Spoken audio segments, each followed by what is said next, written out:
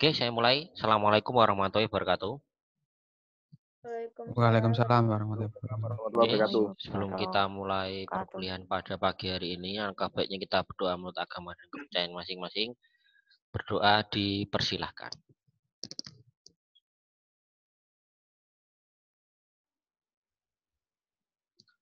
Doa selesai. Oke, kemarin kita sudah belajar tentang traffic ya, atau lalu lintas pada jaringan. Oke, sekarang kita lanjut ke materi selanjutnya, yaitu tentang perangkat, jenis perangkat, terminal dan telekomunikasinya. Oke, slide-nya kelihatan ya ini ya? Kelihatan. Kelihatan, Pak.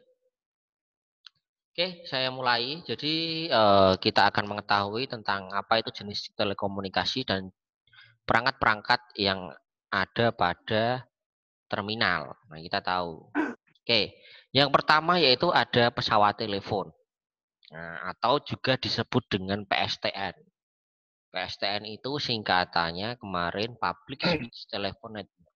Nah, pesawat telepon atau juga disebut dengan PSTN, ini zaman dahulu itu dia menggunakan kabel.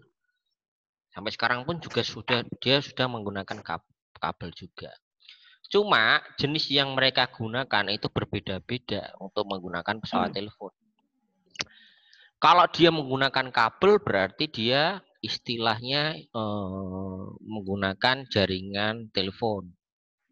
Tapi kalau menggunakan tanpa kabel atau juga disebut nirkabel berarti ya sudah tidak menggunakan jaringan telepon. Istilahnya dia sudah menggunakan sinyal. Nah, terus selanjutnya pesawat telepon ini dari dulu bertahun waktu Alexander Graham Bell itu menciptakan telepon itu cuma berkomunikasi satu arah aja. Kalau sekarang pesawat telepon itu selain satu arah kita juga bisa multicast, bahkan broadcast, atau juga bisa teleconference. Kalau teleconference sudah ada videonya, tapi kalau video istilahnya calling itu sekarang sudah bisa untuk bareng-bareng, jadi tidak seperti zaman dahulu. Oke, jadi awal mulanya telepon ini sudah digunakan pada tahun 1870. Itu digunakan di dunia dan telah digunakan untuk pemerintahan dan bisnis. Nah, habis itu si Alexander Graham Bell ini mematenkan telepon supaya bisa menyalurkan lewat suara melalui kawat. Jadi istilahnya itu dulu Alexander Graham Bell itu launching istilahnya telepon itu tahun 1876. Baru tahun 1890 itu layanan telepon ini sudah terdapat pada semua kota-kota terutama di Amerika ya. Jadi Alexander Graham Bell ini orang Amerika. Dulu itu istilahnya ya, pertama sekali kita bisa berkomunikasi itu senang banget. Apalagi si Alexander Graham Bell ini menciptakan istilahnya telepon yang bisa menyalurkan suara lewat kawat. Nah, jadi seperti itu. Nah, ini tahun 1980 itu sudah mulai pemasangan instalasi kabel teleponnya. Di situ ada kabel telepon banyak. Nah, jadi istilahnya ya masih banyak kabel berkeliaran di mana. Belum rapi sama kayak sekarang. Nah, terus habis itu, sebentar ini kok nggak kelihatan. Sinyal yang digunakan atau frekuensi telepon yang digunakan itu antara bandwidth-nya sekitar 300 Hz sampai 3400 Hz. Oke, jadi istilahnya suara ini bisa didengarkan manusia kan. Manusia itu bisa mendengarkan antara 20 Hz sampai 20.000 Hz. Jadi antara 300 sampai 3400 ini suara bisa didengarkan oleh manusia. Nah, sekarang saya mau tanya, suara yang dihasilkan oleh speaker telepon dengan suara aslimu sama nggak kira-kira? Beda. Beda. Beda nih kenapa? Beda sih, Pak. Cempreng. Mungkin suara yang diantarkan berbentuk frekuensi atau gimana itu, Pak? Ya, Frekuensi, Pak.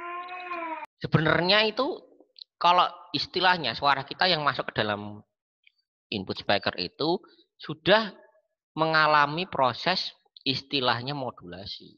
Makanya jenenge suaranya itu mirip-mirip. Bukan seperti suara aslinya. Jelas beda karena sudah ada modulasinya. Nah, makanya suara-suara yang istilahnya yang mungkinnya kamu dengar pada apa namanya headset itu mungkin berbeda dengan suara asli saya. Nah, mungkin mirip-mirip tapi bukan persis dengan suara asli saya. Nah, itu seperti itu. Itu istilahnya dia mengalami proses modulasi. Nah, di sini ada test tone-nya dulu awalnya itu antara 800 Hz. DCI-T itu berarti di Asia dan 1000 Hz untuk Amerika Serikat atau US. Nah, jadi istilahnya frekuensinya berbeda-beda. Nah, terus daya pada titik zero relatif di kanal telepon dengan referensi impedansi 600 sampai 1 MW atau 0 dBW. Jadi istilahnya kalau sudah kita menggunakan, misalkan saya menelpon, itu sudah ada redamannya. Nah, makanya biasanya kalau zaman dahulu kita nelpon, itu tergantung dari jarak kita menelpon. Semakin jauh jarak teleponnya, mungkin suaranya bisa terdengar jelek atau mungkin istilahnya semakin putus-putus. Nah itu. Nah kalau sekarang sih nggak ngaruh mau jauh dekatnya itu nggak ngaruh sekarang. Nah itu untuk sinyal telepon atau frekuensi yang digunakan. Nah ini contoh ini terdiri dari elemen dasar. Pesawat telepon terdiri dari speaker, mikrofon, ada ringing bell sama dial button. Nah, kamu tahu sendiri bahwa speaker itu berarti di antara di apa namanya di ganggang teleponnya itu di bagian bawah, sedangkan mikrofon itu di bagian atasnya untuk mendengarkan. Terus ada ringing bell. Ringing bell ini untuk misalkan kalau ada pesan masuk atau mungkin telepon masuk itu biar ada suaranya. Sama dial button. Dial button ini supaya switchingnya kita bisa menelpon ke nomor yang kita tuju. Nah, biasanya pesawat telepon ada elemen tambahan berupa radialing. Radialing itu istilahnya kamu nggak perlu misalkan memencet nomor lagi kalau misalkan kamu pengen menelpon nomor yang sama. Terus istilahnya memori itu untuk menyimpan kontak atau mungkin menyimpan pesan suara. Nah, itu bisa ditambahkan. Tombol hold itu misalkan untuk istilahnya ingin mempause panggilan kita sama musik. Musik ini biasanya untuk tambahan ringtone atau mungkin nadanya. Nah, itu contoh seperti itu. Terus selanjutnya, nah mikrofon. Nah, mikrofon yang digunakan pada telepon itu tegangannya 48 volt ya. Jadi istilahnya besar. Nah, bagian utamanya adalah membran. Jadi istilahnya suara-suara yang dihasilkan mikrofon itu ya bagian dari membran. Istilahnya ya suara-suara yang mirip dengan suara kita. Makanya tadi saya jelaskan bahwa suara yang dihasilkan itu berbeda dengan suara yang kamu dengarkan saat ini. Nah, seperti itu. Nah, biasanya terdiri dari karbon atau kapasitor membran. Nah, itu pasti berbeda. Tergantung dari jenis apa namanya mikrofonnya ya. Kalau mikrofonnya mungkin untuk yang ganggang telepon mungkin nggak ada karbonnya. Tapi mungkin kalau yang sekarang kalau menggunakan headset mungkin sudah banyak karbon sama kapasitor membrannya itu sekarang sudah banyak.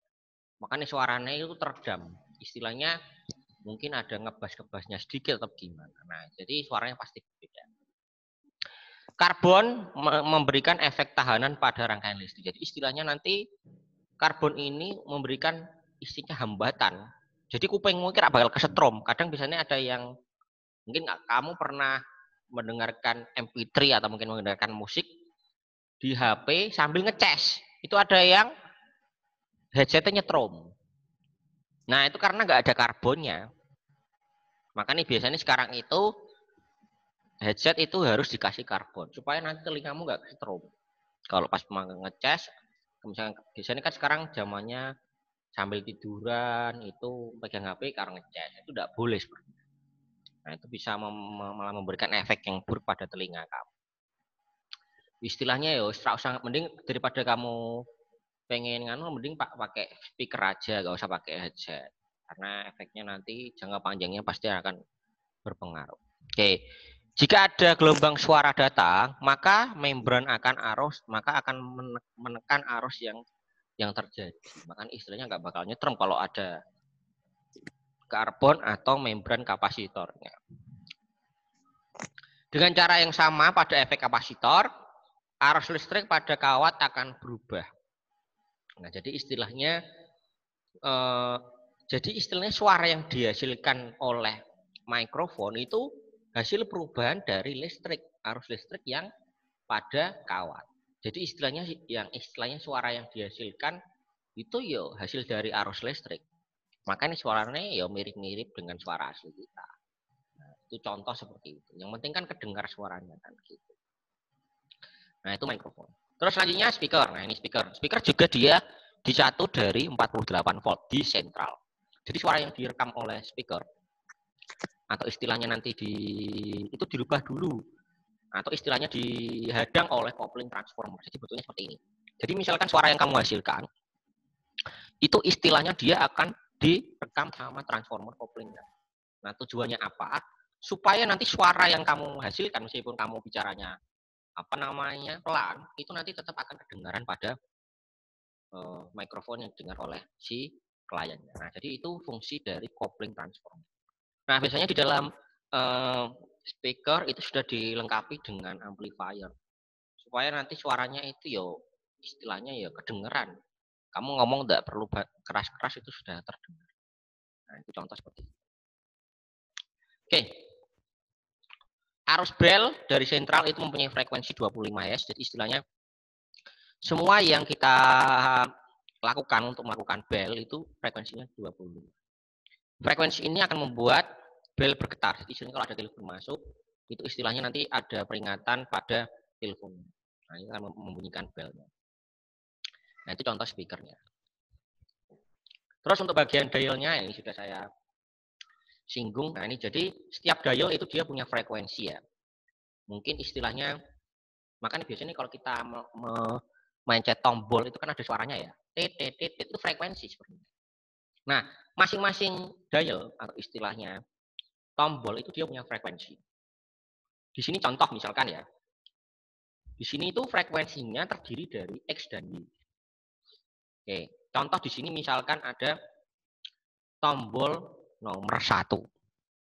Nomor 1 itu berarti frekuensinya gabungan antara frekuensi 657 dan frekuensi 102,09 Hz.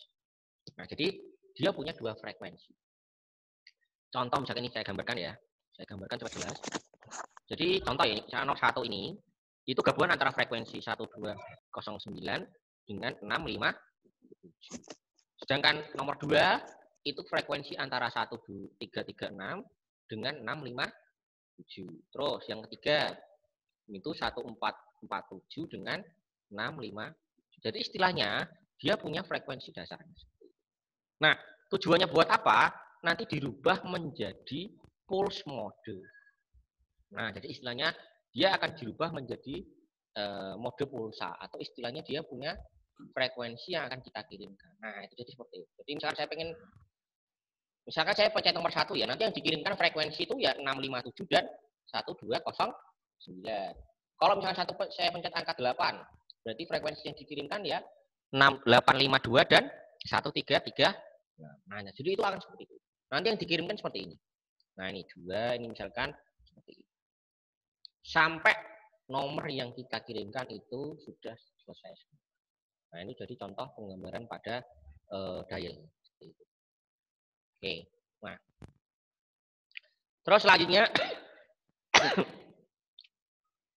nah, ini kita bicara tentang sirkuit atau istilahnya kanal bicara. Sirkuit dari sentral ke pelanggan itu menggunakan kabel. Sekarang saya mau tanya dulu. Biasanya kalau kita nelpon itu prosesnya bagaimana? Proses kita menelpon, piye caranya piye? Perangkat A mencoba menghubungi perangkat B gitu, Pak. Misalkan si menurut saya sih. Anu nelpon sama Yulia, itu piye caranya piye? Kamu nelpon bagaimana? Step by step-nya bagaimana? Menyambungkan kontak ya, Pak. Gimana? Coba satu jelaskan. Menyambungkan kontaknya. Menyambungkan ya caranya piye? Ben kamu bisa menyambungkan kontaknya bagaimana? Harus punya nomornya, Pak. Iya, terus setelah kamu dapat nomornya terus bagaimana? Kamu cara menelpon, misalkan kamu nelpon itu bagaimana? Nomornya. Terus Terus Pastinya ada device-nya sih Pak maksudnya. device apa? Ya untuk objek alat untuk menghubungi yang mau dihubungi sih. Ya, kan berarti kan istilahnya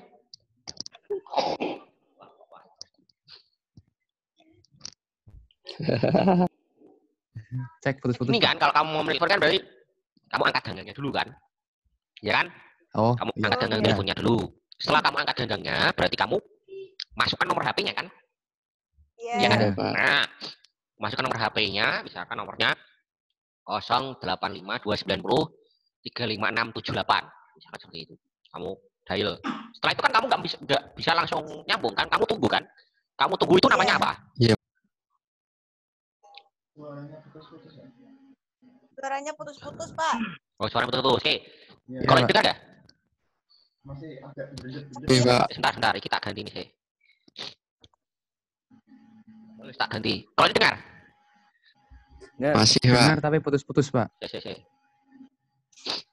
Tes 1 2 3. Masih putus-putus Pak. Tes 1, 2, 3, aman.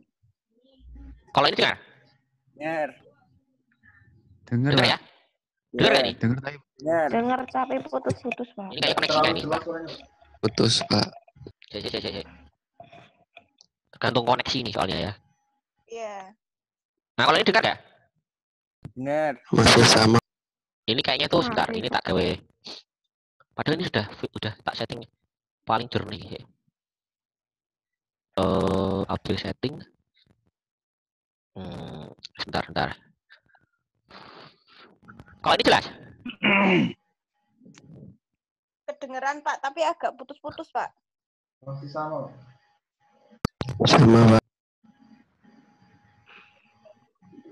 Kalau ini dengar? Putus-putus gak?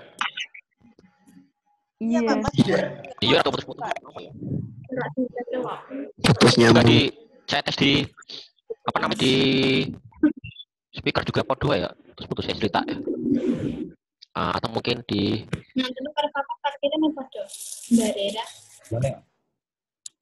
kalau ini dengar? Nah, udah, Pak. Udah.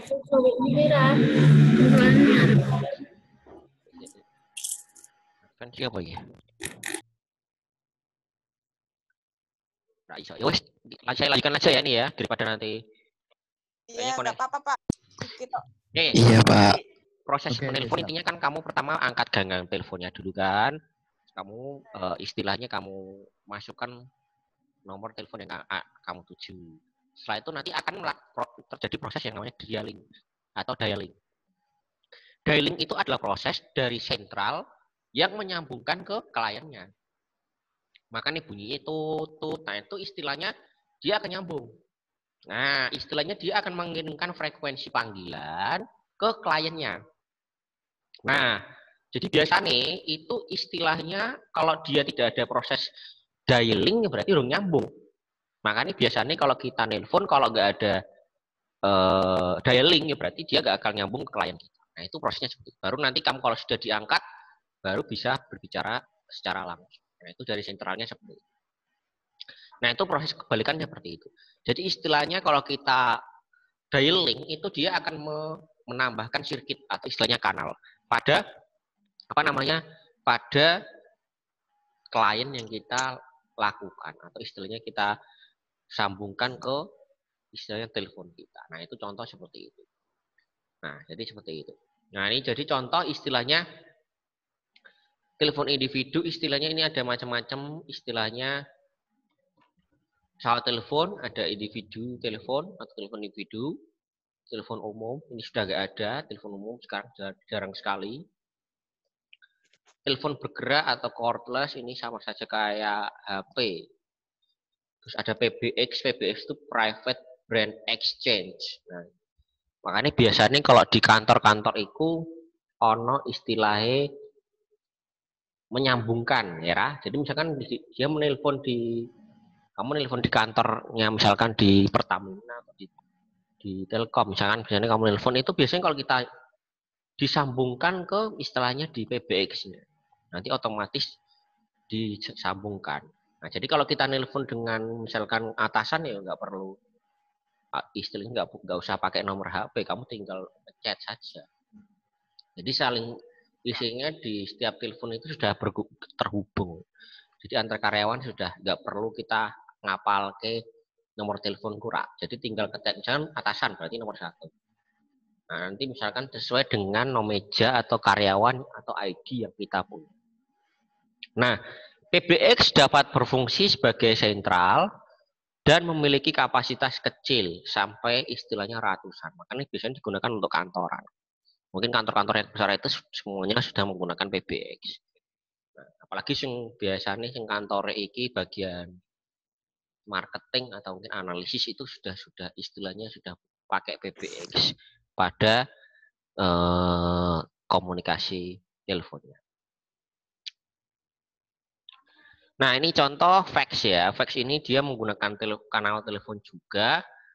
Ini bandwidth-nya sama dengan bandwidth telepon. Nah, jadi istilahnya fax itu dulu belum serame menggunakan email atau scanner ya. Nah, kalau fax itu prosesnya dulu masih lama. Mungkin kalau kamu mengirimkan satu dokumen itu bisa 10 menit. Nah, jadi masih lama ya.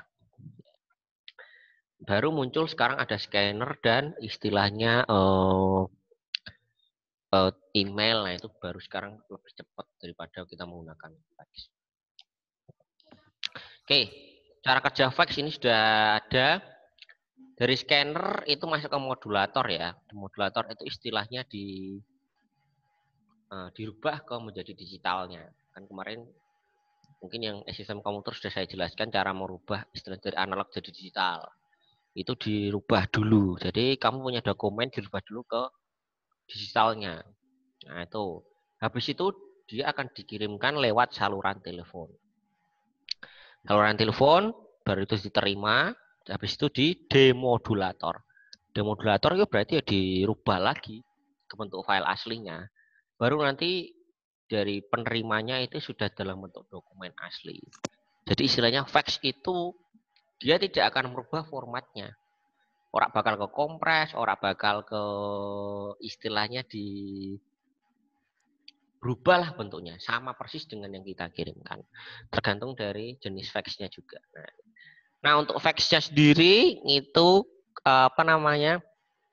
laju bitnya itu sebesar 300 bit per second sampai 14.000 kilobit per second. Jadi istilahnya maksimal yang kita gunakan itu sampai 14.000.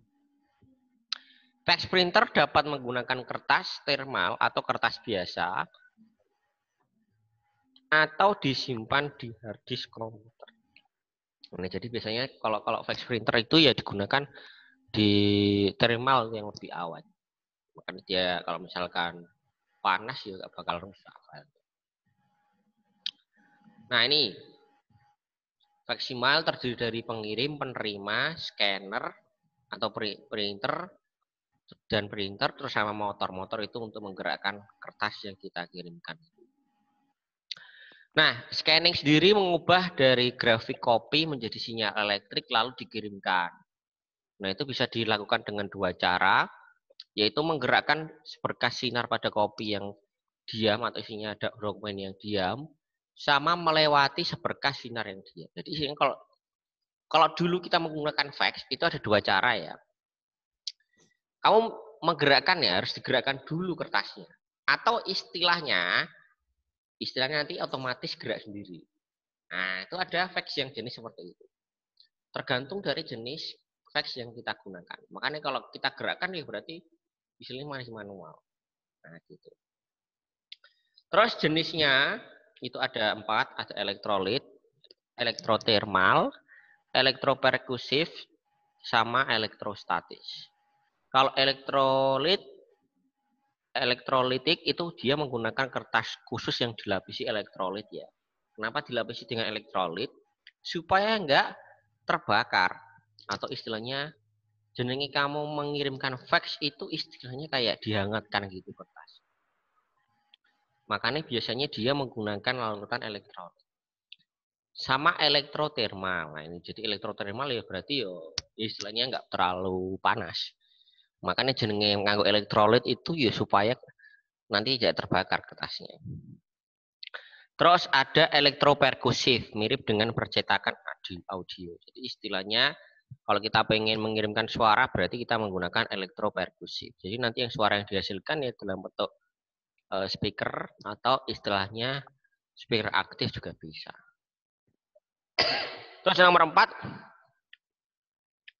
ada elektrostatik. Elektrostatik itu berarti arus listrik yang dimasukkan pada sirkuit lalu yang dicetak pada bayangan dari tampilan sirkuitnya. Jadi elektrostatik itu biasanya digunakan pada kita tidak mengirimkan dokumen atau mungkin suara, tapi arus listrik.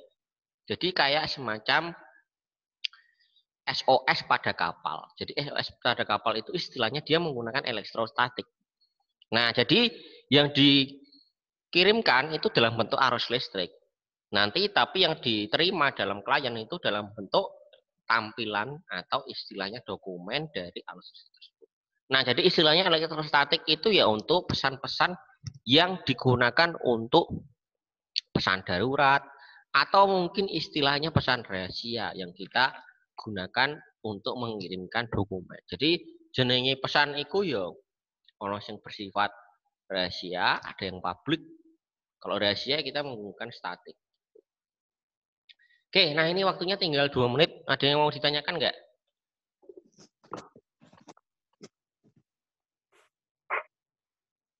Ada yang mau tanya nggak? Ini berarti masuk semua ya. Yuda Adi ke siapa sih? Zulaidar, Pak. Oh, Yulhaidar. Iya. Oh, tak kira sob. Ini kok Yuda Adi. Oke. Vicky ada, Vicky. Imrotunisa, Satrio, Mital Valikin, M. Surya Prayoga, Yulia Dwi, Rizal, Vicky. Udah ya? Oke, ada yang mau tanya nggak? Ya. Oke, ini cuma jenis-jenisnya saja ya. Nah, nanti ini waktunya tinggal 1 menit. Ini saya kirimkan filenya di Classroom ya ini ya. Ini filenya tinggal Iya. apa Ya, namanya? Tinggal pesawat teleprinter saja ini. Nah, nanti kamu coba kamu baca tidak apa-apa ini jenis-jenisnya. Nanti kalau misalkan ada yang mau ditanyakan atau mungkin masih bingung, tinggal WA saya saja ya itu ya. Iya. Oke, nah ini nanti jurnalnya yang belum ngirim nanti dikirim ya. Mungkin yang sudah saya ngirim ini sudah saya cek tapi belum saya kirim feedbacknya. Nanti mungkin nanti sore nanti saya kirim feedbacknya untuk jurnalnya. Nanti yang belum ngirim tinggal di email saya saja. Soalnya nanti yang ngirim juga kelas sore juga ada yang ngirim. Ya, biar sekalian gitu loh. Saya nggak buka-buka email lagi. Ya, itu aja wes untuk hari ini. Kalau belum ada yang ditanyakan, saya tutup. Assalamualaikum warahmatullahi wabarakatuh. Waalaikumsalam. Waalaikumsalam warahmatullahi wabarakatuh. Warahmatullahi wabarakatuh.